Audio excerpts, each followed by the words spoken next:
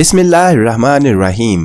अस्सलामुअलैकुम dear friends, हमारे channel Urdu story centre पर खुशामदीद। चैनल को सब्सक्राइब करें और न्यू वीडियोस के नोटिफिकेशन के लिए बेल आइकॉन को भी जरूर दबाएं। पेशे खिदमत है पुरस्रार नॉवल सोना घाट का पुजारी।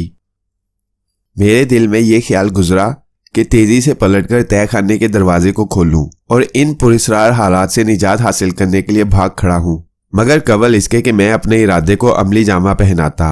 सोना घाट के पुजारी के जिस्म में हरकत हुई और वह यूं जमाही लेता हुआ उठ बैठा जैसे एक तवील अरसे से सोते रहने के बाद जागा हो। उसकी बड़ी बड़ी सुरख और खौफनाक आंखें बदस्तूर मेरे चेहरे पर जमी हुई थीं। मैंने दिल कड़ा करके पुजारी को मुखातिब करना चाहा, लेकिन खौफ और दहशत के मारे जुमले मेरे हलक में ही फंस कर रह गए। सोना घाट का पुजारी मेरी बुकलाहट पर मुस्कुराया, फिर किसी आसेब की तरह संदली ताबूत से निकलकर बाहर आ गया। अब वो मेरे सामने जिंदा इंसानों की तरह मुझे मज़का खेज नजरों से घूर रहा था। एक लम्हे के लिए मैं कांप उठा।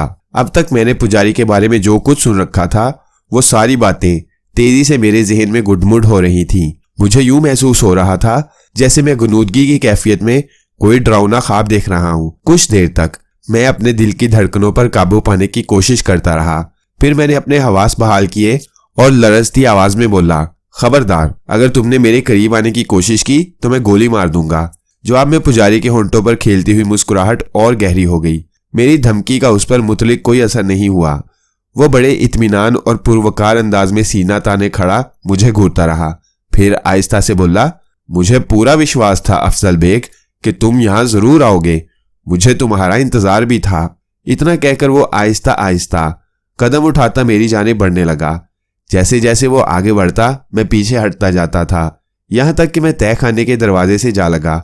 अब सिवाय इसके और कोई चारा नहीं था कि मैं रिवॉल्वर दागकर उसके पुरस्रार और नापाक वजूद को खाक में मिला दूं। मोहनलाल, मैंने बड़ी मुश्किल से अपनी बौखलाहट पर काबू पाते हुए पुजारी को मुखातिब किया, अगर जान की सलामती चाहते हो तो मेरे करीब आने का इरादा तर्क कर दो, वरना मैं तुम्हें गोली मार दूंगा। पुजारी के बढ़ते हुए कदम रुक गए। मैं यही समझा था कि मेरी धमकी का खातिर ख्वाह असर हुआ है, लेकिन मेरा ख्याल ज्यादा देर तक बरकरार न रह सका।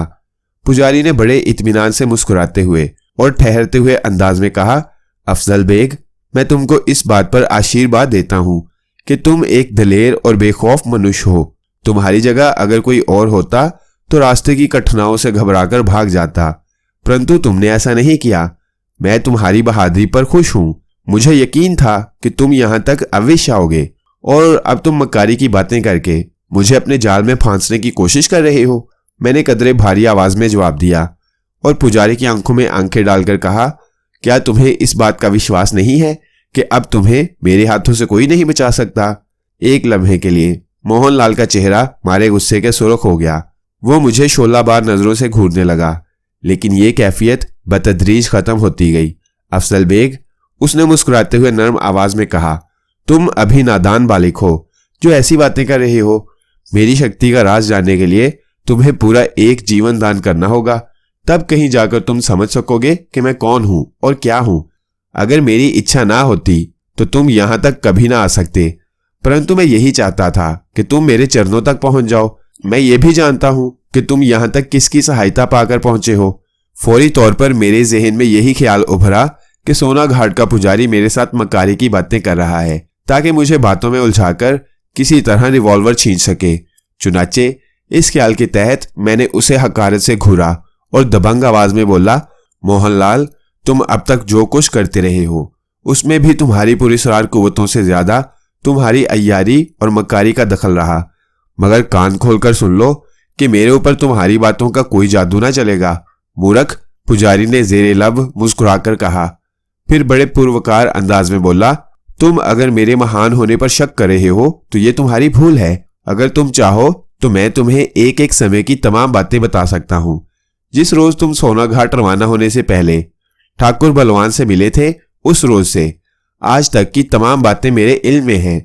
तुम ये भी देख चुके हो कि मोहनी के सिलसिले में तुमने मेरी राह में जो रुकावटें खड़ी की थी वो मेरी शक्ति के आगे बेकार साबित हुई थी। हो सकता है कि तुमने मेरे किसी मातहत को मरऊब करके अपनी नापाक ख्वाहिशात की तकमील की हो। मैंने नफरत से जवाब दिया, क्या तुम यह भूल रहे हो अफजल बेग कि मोहिनी तुम्हारे बंद कमरे में आराम कर रही थी? पुजारी ने मुझे घूरते हुए कहा। मुझे अच्छी तरह याद है, लेकिन मुझे यकीन है कि इसमें भी मेरे ही किसी आदमी का हाथ शामिल रहा होगा। पुजारी की आंखें दोबारा सुर्ख हो गईं। वो मुझे ऐसी नजरों से घूर रहा था जैसे इस बात का फैसला कर रहा हो कि मेरे साथ उसका आइंदा बर्ताव क्या होना चाहिए। लेकिन मैंने उसके घूरने की कोई परवाह न की और बड़ी लापरवाही से बोला, अगर तुम्हें तमाम बातों का इल्म था तो फिर तुमने अपनी शक्ति से उस वक्त क्यों काम नहीं लिया जब मैंने जीवन दास को ठिकाने लगाया था? मेरी मर्जी थी कि तुम उसे कष्ट पहुंचाओ। जीवन दास ने मेरी स्वीकार की हुई स्त्री को हाथ लगाकर घोर पाप किया था। अगर तुम ना आते तो मैं उसे कुचल कर रख देता। बहुत खूब, मैंने इंतहाई नफरत से कहा। गोया तुम अगर किसी स्त्री का जीवन नष्ट कर दो वो तुम्हारे नजदीक पुण्य है, लेकिन अगर तुम्हारा कोई चीला या भगत उस स्त्री पर बुरी निगाह डाले तो वो घोर पाप का मुर्तकिब हो जाता है। इस चक्कर में मत पड़ो अफजल बेग। पाप और पुण्य क्या है ये तुम नहीं जान सकोगे। मैं इन बेहुदा बातों को समझने के लिए यहां नहीं आया हूं, मैंने करख्त आवाज में कहा। फिर तुम्हारे मन में क्या है? पुजारी ने मुझे घूरते हुए सवाल किया। मैं सिर्फ तुम्हारा नापाक वजूद खत्म कर देना चाहता हूं ताकि आइंदा तुम भोले भाले आदमियों और मासूम लड़कियों के साथ अपना शैतानी नाटक ना खेल सको। पुजारी मेरी बात सुनकर यूं मुस्कुराया जैसे मैंने कोई मज़ाक़खेज़ बात कह दी हो। चल लम्हे के लिए वो चुपचाप खड़ा मुझे घूरता रहा, फिर स्पार्ट आवाज में बोला, मूर्ख, तुझे नहीं मालूम कि तू इस समय किस शक्ति के सामने खड़ा बातें कर रहा है। अगर तू मेरी शक्ति का तमाशा देखना चाहता है तो गोली चलाकर देख ले, परंतु ये सोच ले कि अगर तेरे मन में मुझे कष्ट देने का ख्याल भी उभरा तो फिर ठाकुर बलवान का कहा जरूर पूरा होगा। तुझे ऐसी कठिनाइयों से गुजरना होगा जिससे तंग आकर तू पालतू जानवरों की तरह मेरे चरणों में लोट लगाने पर मजबूर हो जाएगा। इस ख्याल से कि कहीं मोहनलाल मुझे सचमुच बातों में उलझाकर अपनी किसी पुरस्कार शक्ति से काम न ले ले, मैंने बड़ी फुर्ती से रिवॉल्वर ताना और उसके नंगे सीने का निशाना लेकर यके बाद दीगरे 4 फायर झोंक मारे। लेकिन मेरी हैरत की कोई इंतहा न रही जब मैंने रिवॉल्वर से निकली हुई गोलियों को पुजारी के जिस्म से टकराकर फूल बनते देखा। मैं फटी फटी नजरों से उन चारों फूलों को देख रहा था जो मोहनलाल के कदमों के पास पड़े थे। सोना घाट का पुरस्कार पुजारी बदस्तूर सीना ताने मेरे सामने खड़ा मायने खेज अंदाज में मुस्कुरा रहा था। हरचंद कि मेरे रिवॉल्वर के चैम्बर में 2 गोलियां मौजूद थीं, लेकिन पहली 4 गोलियों का हशर देखकर मैं इस कदर सहम गया था कि बाकी 2 गोलियां चलाने की हिम्मत ना हुई। किस विचार में हो अफजल बेग? बाकी गोलियां भी चलाकर अपने मन की आशा पूरी कर लो, इसके बाद मैं तुम्हें बताऊंगा कि मैं कौन हूं। दहशत के मारे मैं मोहनलाल की बात का जवाब न दे सका, महज थूक निकल कर रह गया। माधोलाल की आत्मा की सहायता पाकर तुम शायद भूल गए थे कि तुम एक महान शक्ति से टक्कर लेने वाले हो जिसके आगे तुम्हारी मिसाल ऐसी है जैसे शेर के सामने गीदड़ की। मोहनलाल ने इस बार कदरे खुश्क लहजे में कहा, फिर बोला, तुम्हें दूसरे के धर्म के मामलात में टांग अड़ाने की क्या जरूरत थी? तुमने बुरा किया जो ऐसा ध्यान भी अपने मन में आने दिया। अगर तुमने मुझे कष्ट देने की हमाकत ना की होती तो मैं तुम्हें एक नादान बालिक जानकर जरूर क्षमा कर देता, परंतु तुमने मेरा कहा ना माना, इसलिए मैं तुम्हें क्षमा नहीं करूंगा। खौफ के मारे मेरा बुरा हाल था, इसलिए मैंने फौरन ही मोहनलाल की बात का कोई जवाब ना दिया। अगर मोहनलाल की जगह कोई बिफरा हुआ आदमजाद भी मेरे सामने होता तो शायद मैं दलेरी के साथ उससे टकरा जाता, लेकिन जादू टूने के साथ उलझना महज मौत को दावत देने के मुतरादिफ था। चुनाचे मैं कुछ देर चुपचाप खड़ा रहा, फिर अपने हवासों पर किसी कदर काबू पाने के बाद कहा, मोहनलाल, जादू टूने और सफली के जरिए किसी को नीचा दिखाकर मौत के घाट उतारना मेरे नजदीक बहादुरी नहीं बल्कि बुजदली है। अगर तुम सच्चे मर्द हो तो सिर्फ अपनी जिस्मानी ताकत को आजमाओ, फिर मैं देखूंगा कि हम दोनों में ज्यादा ताकत किसके बाजू में है। इसकी चिंता मत करो अफजल बेग, मैं तुम्हें शरीर की शक्ति आजमाने का मौका भी जरूर दूंगा, परंतु सबसे पहले मैं नीच माधोलाल को सजा दूंगा जिसने मोहिनी को मारकर मेरा अपमान किया था। इतना कहकर मोहनलाल ने अपनी आंखें बंद कर ली। उसके होंठ तेजी से हिलने लगे। गालिबन वो कोई जाप शुरू कर चुका था। मैं किसी बुत की तरह खामोश खड़ा उसे घूरता रहा और सोचता रहा कि उसे जेर करने के लिए क्या किया जाए। पुजारी की पुरस्कार और हैरत अंगेज ताकतों से, जिसका मुजाहरा मैं अपनी आंखों से देख चुका था, टकराना मेरे बस की बात न थी। अगर जज्बात के हाथों बहकर मैं पुजारी से टकराने की हमाकत कर बैठता तो यकीनन मारा जाता। अचानक मेरे जहन में यह ख्याल एक बार फिर बड़ी तेजी से उभरा कि दरवाजा खोलकर दबे कदमों तय खाने से निकल जाऊं और मोहनलाल से टकराने के लिए किसी दूसरे मुनासिब मौके की ताक में रहूं। लेकिन न जाने वो कौन सी गैर मरई ताकत थी जिसने मेरे पांव जकड़ रखे थे। मैं चाहने के बावजूद अपने इरादे को तकमीली जामा ना पहना सका और बेबसी की हालत में खड़ा मोहनलाल के चेहरे को तकता रहा। 10 मिनट तक तय खाने में होलनाक सन्नाटा तारी रहा। सिर्फ सोना घाट के पुरस्कार पुजारी के चलने की चाप सुनाई देती रही। इसके बाद कुछ ऐसी आवाजें गूंजने लगी जैसे कोई इंतहाई कर्ब की हालत में आहवजारी कर रहा हो। कुछ देर तक मैं मबहूत खड़ा उन आवाजों को सुनता रहा। फिर अचानक मैंने उस आवाज को पहचान लिया। इस आवाज को पहचानते हो अफजल बेग? पुजारी ने तंजिया लहजे में कहा। वो माधोलाल की आवाज थी जो तय खाने के दरो दीवार से टकराती फिर रही थी। मगर हैरत इस बात की थी कि खुद माधोलाल मुझे कहीं नजर नहीं आ रहा था।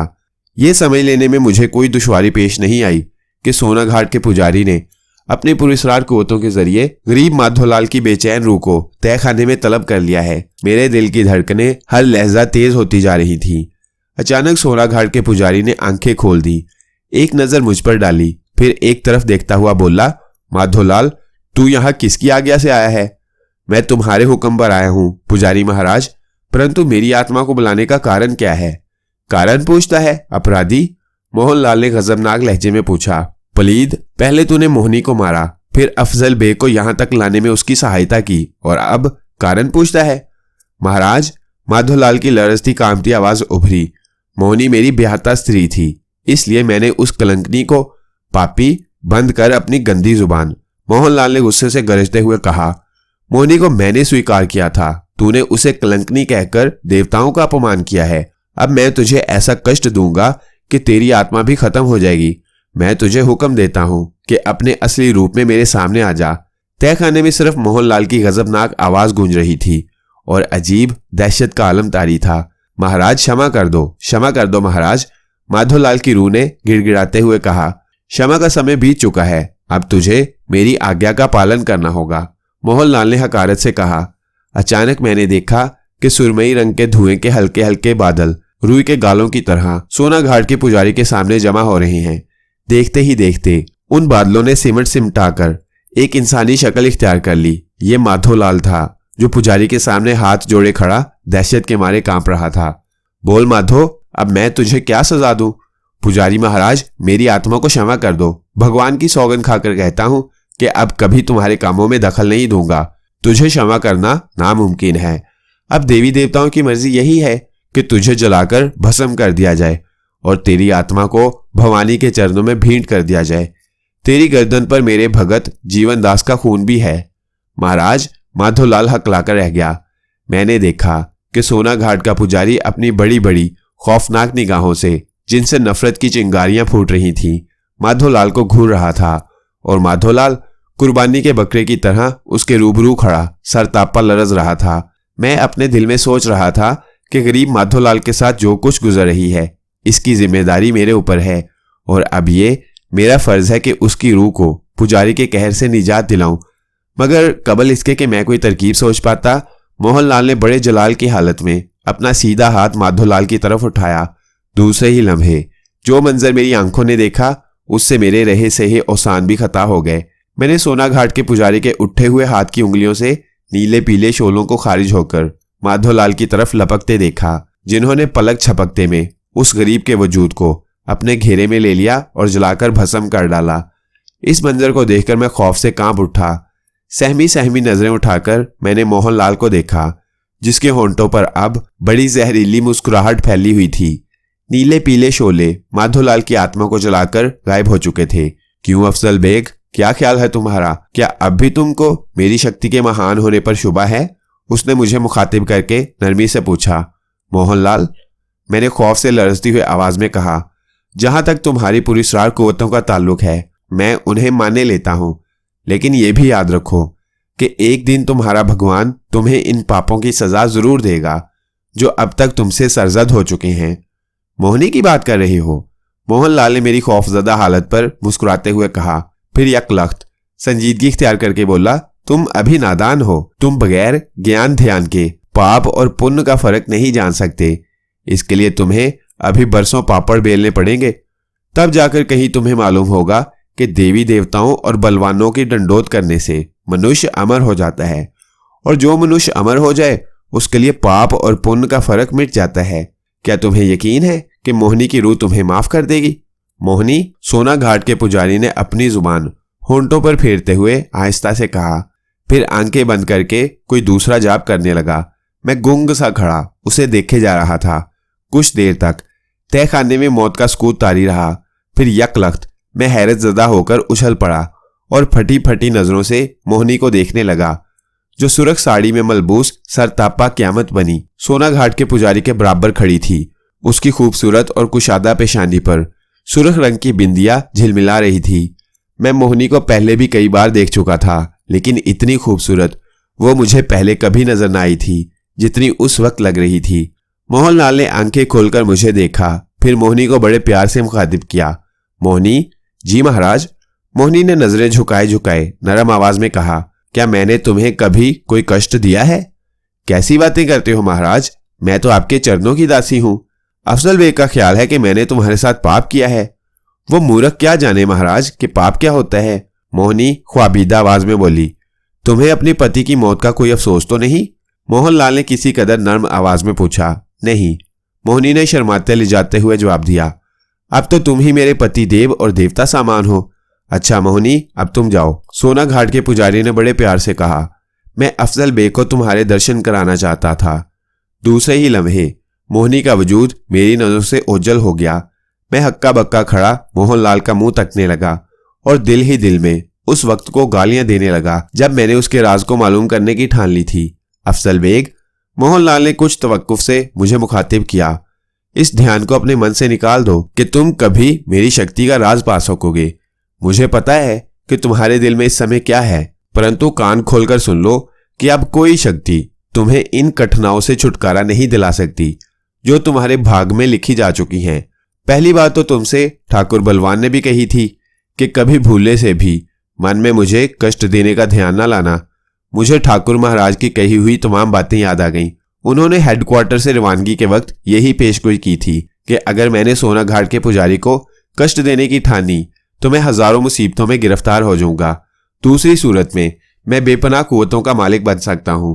ठाकुर महाराज की पेशगोई के मुताबिक मुझे ऐसी शक्ति हासिल करने के लिए जिसके आगे देवी देवताओं और बलवानों की शक्ति भी हीच हो, बड़ी बड़ी कुर्बानियां देनी पड़ेंगी, बड़े बड़े खतरों को कबूल करना होगा और उन पुरस्कार कुव्वतों को हासिल करने के लिए अपना मजहब तक बदलना होगा। मैं अभी इन बातों पर ही गौर कर रहा था कि मोहनलाल ने, जिसके तेवर अब रफ्ता रफ्ता खतरनाक होते जा रहे थे, मेरे करीब आते हुए ठोस आवाज में कहा, अफजल बेग, तुम्हारे पास अब इसके सिवा और कोई उपाय नहीं कि मेरे सेवक बन जाओ और जो कुछ मैं कहूं उस पर आंख बंद करके अमल करते रहो, और अगर ऐसा करने से इनकार कर दूं तो? मैंने बमुश्किल कांपती हुई आवाज में पूछा। इनकार? सोना घाट का पुजारी मेरा जुमला सुनकर मुस्कुराया, फिर मुझे सुरख सुरख निगाहों से घूर कर कहने लगा, अफजल बेग, इनकार की मजाल है तुम्हारे अंदर। तुम चूंकि मेरी शक्ति से अभी वाकिफ नहीं हो इसलिए ऐसी बातें कर रहे हो, वरना मेरे सेवक और चीलों ने भी मेरे किसी हुक्म से मुंह फेरने की हिम्मत नहीं की। तुम मुझसे क्या चाहते हो? मैंने बड़ी बेबसी से कहा। यही कि तुम मेरी भक्ति कबूल कर लो और मैं जो राह तुमको बताऊं उस पर आंख बंद करके चलते रहो। परंतु एक बात बहुत जरूरी है। वो मेरी आंखों में आंखें डालकर बोला, तुम मेरे सेवक उसी सूरत में बन सकोगे जब अपना धर्म बदलकर मेरा धर्म अपना लोगे। ये कभी नहीं हो सकता। मजहब का नाम सुनते ही मेरा खून खोल उठा। मैंने उसे नफरत से घूरते हुए कहा, अगर मर्द हो तो अपने जाप और अनाप शनाप छोड़कर मेरे मुकाबले पर आ जाओ। मैं बालकों की बातों का बुरा नहीं माना करता अफजल बेग, परंतु तुम्हें अपना धर्म तो हर हालत में बदलना होगा। यही मेरी इच्छा है और देवी देवताओं की मर्जी भी यही है। ऐसा तमाम जिंदगी नहीं हो सकता। तुम चाहो तो मुझे अपनी नापाक और गंदी कुव्वतों का शिकार बना डालो, लेकिन मरते दम तक अपना मजहब नहीं तर्क करूंगा। नादानी से काम मत लो अफजल बेग। मोहनलाल ने मुझे समझाना चाहा, जो फैसले जल्दी किए जाते हैं उन पर मनुष्य को बाद में पछताना भी पड़ता है। वैसे भी मुझसे टक्कर लेना तुम जैसे लोगों के बस का रोग नहीं है। मैं कहता हूं जोश से काम ना लो और मेरी आज्ञा का पालन करते हुए एक अच्छे सेवक की तरह मेरे चरणों में झुक जाओ। मैं वचन देता हूं कि अगर तुमने मेरा कहा माना तो मैं तुमको अपनी चौथाई शक्ति दान कर दूंगा। दूसरी सूरत में मुझे मजबूरन तुम्हें कष्ट देकर आराम करना पड़ेगा। तुम किस्मत के धनी हो जो मैं तुमसे बात कर रहा हूं। मजहब की तब्दीली के तस्वुर ने मेरे बदन में आग लगा दी थी। जोश के मारे मैं सर तापा लरज रहा था। मोहनलाल की बात सुनकर मैंने हकारत भरे लहजे में कहा, मोहनलाल, तुम अपनी जिस शक्ति को चाहो आजमा कर देख लो, लेकिन अपने नापाक मंसूबे में कभी कामयाब नहीं हो सकोगे। अभी समय है, एक बार फिर सोच विचार कर लो। अफसल बेग, मैं इस सिलसिले में कुछ सोचना भी गुनाह अजीम समझता हूं, मैंने नफरत से जवाब दिया और गुस्से की हालत में अपना निचला होंठ काटने लगा। अगर मेरे बस में होता तो शायद उस वक्त मोहनलाल की तिक्का बोटी कर डालता। मेरा जवाब सुनकर सोना घाट का पुजारी एक लम्हे तक खामोश खड़ा कुछ सोचता रहा। फिर उसके होंठ आहिस्ता आहिस्ता हिलने लगे।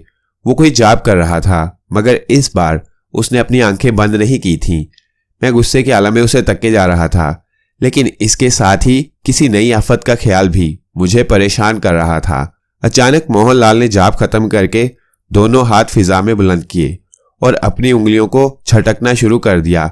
देखते ही देखते मेरे चारों तरफ आग के शोले लपकने लगे, जिनकी तपिश मैं अपने जिस्म पर महसूस कर रहा था।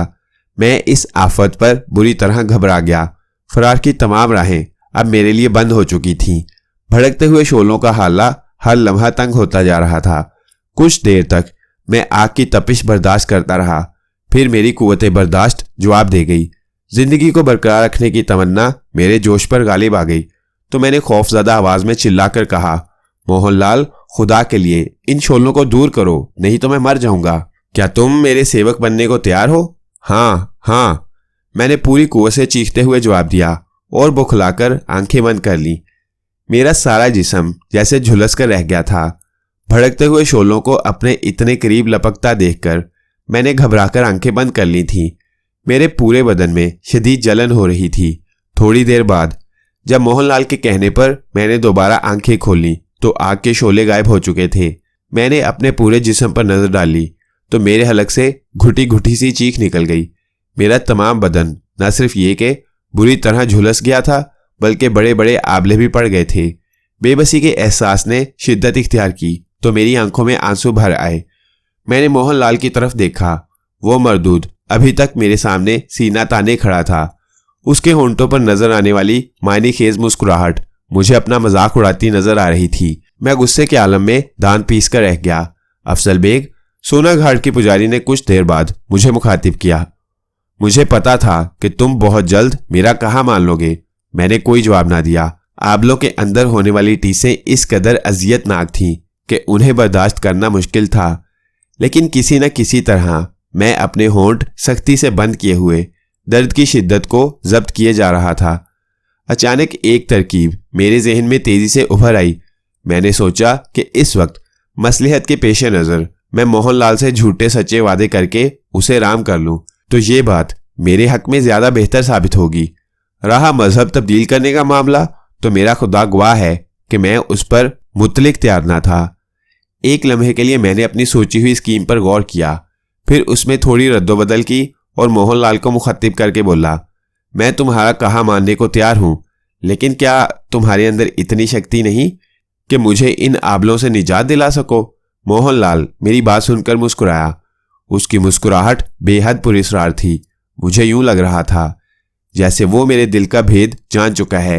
एक लम्हे तक वो मुस्कुराती नजरों से मुझे देखता रहा, फिर उसने कुछ जा पढ़कर मेरी तरफ फूंका। उसका फूंकना था कि यकलख्त मेरे जिस्म के तमाम आबले खत्म हो गए और टीसें भी खत्म हो गईं। दाग धब्बों का कोई मामूली सा निशान भी बाकी ना रहा।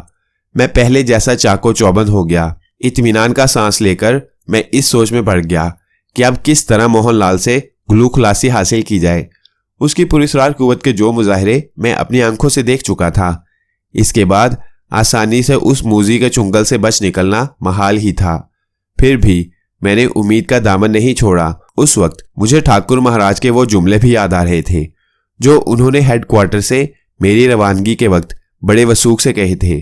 ठाकुर महाराज ने कहा था कि मेरी जिंदगी में एक वक्त ऐसा भी आएगा जब मेरी जुबान से निकली हुई हर बात पत्थर की लकीर साबित होगी और मेरी हर ख्वाहिश पलक झपकते में पूरी हो जाया करेगी। मैं अभी इन्हीं ख्यालात में गर्क था कि मोहनलाल ने कहा, अफजल बेग, अब तुम किस विचार में पड़े हो?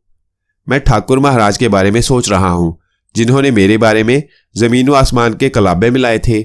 मैंने जानबूझकर कदरे नफरत भरे अंदाज में जुमले अदा किए। तुम्हारे ठाकुर महाराज का कहा जरूर पूरा होगा, परंतु इसके लिए तुम्हें मेरे कहने पर चलना होगा। क्या तुम सोचने के लिए कुछ मोहलत नहीं दे सकते? मैंने दबी जुबान में कहा। मूर्ख, मोहनलाल ने मुस्कुराते हुए जवाब दिया।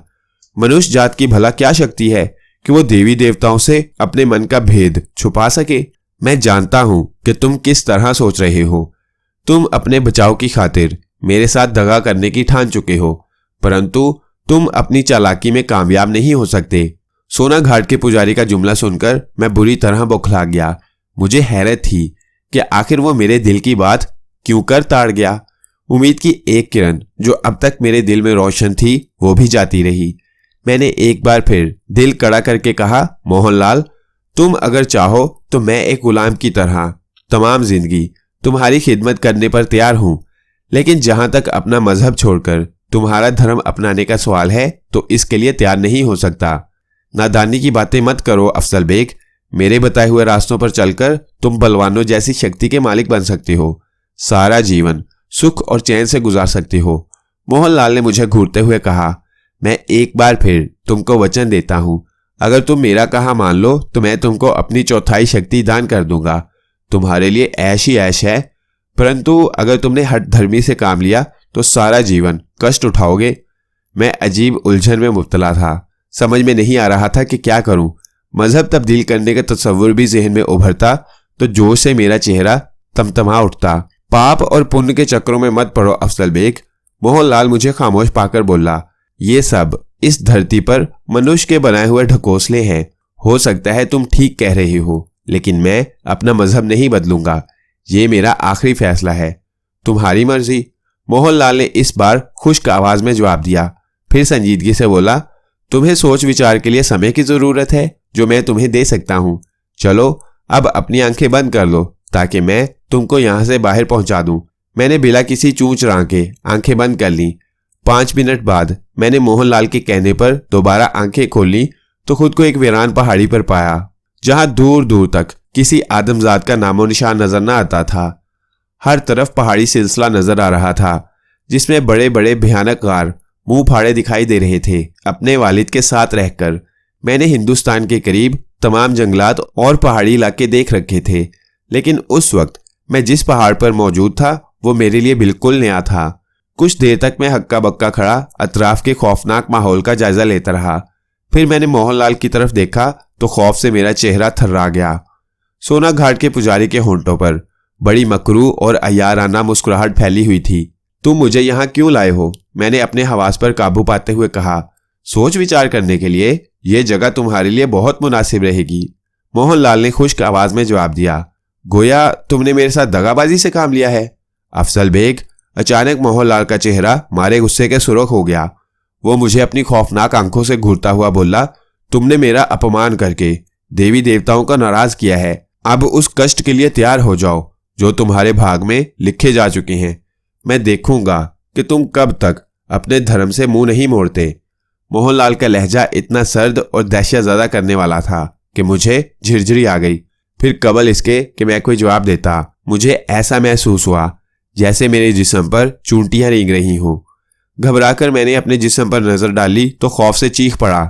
छोटी छोटी सुर्ख चूंटियां मेरे पूरे जिस्म से चिमटी मेरा गोश्त खाने में मसरूफ थी।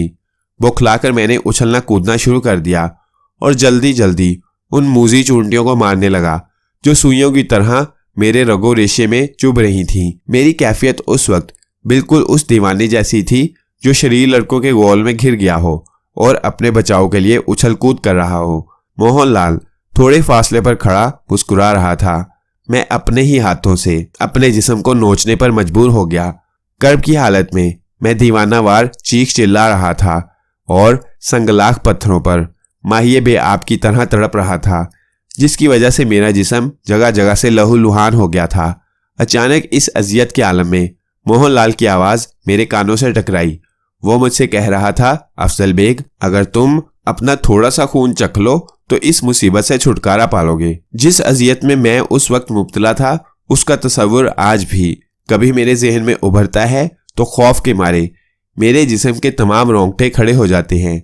मैं सोना घाट के पुजारी को गालियां बकता रहा और उन चूंटियों को मारता रहा जो मुझे शदीद अजियत में मुब्तला किए हुए थी। खासी देर तक मैं उस अजाब से छुटकारा पाने के लिए हाथ पांव मारता रहा। पहाड़ के नोकीले पत्थर मेरे जिस्म को लहूलुहान कर रहे थे। रफ्ता रफ्ता मेरी कुव्वत मुदाफ़ियत कमज़ोर पड़ने लगी। मेरे हाथ बुरी तरह शल होकर फोड़े की तरह दुखने लगे। जिस्म के जख्मों में जहां जहां मिट्टी भर गई थी वहां दर्द की टीसें उठ रही थीं। मेरी आंखों के नीचे अंधेरा फैलने लगा। मैंने मौत और जिंदगी के दरमियानी फासले को घटते महसूस किया तो जिंदा रहने की ख्वाहिश तड़प उठी और मैंने बेख्तियार अपने हाथ से रिसते हुए खून को होंठों से लगा लिया। उस वक्त ना तो मुझे किसी कराहत का एहसास बाकी रह गया था, ना ही कुछ सोचने समझने की सलाहियत मौजूद थी। जिंदगी की रमक को बाकी रखने की तमन्ना ने हर एहसास को मिटा दिया था। मोहनलाल ने गलत नहीं कहा था। खून का मजा चखते ही जिस्म से लिपटी हुई चूंटियां गायब हो गईं और सोजिश में कमी आ गई। लेकिन मैं इस कदर निढाल हो गया था कि अपने पैरों पर उठकर खड़े होने की हिम्मत बाकी ना रही थी। ना हमवार और संगलाख पहाड़ पर पड़ा बेबसी से मोहनलाल को देखता रहा जिसके भद्दे और मकरू होंठों पर तंजिया मुस्कुराहट फैली हुई थी।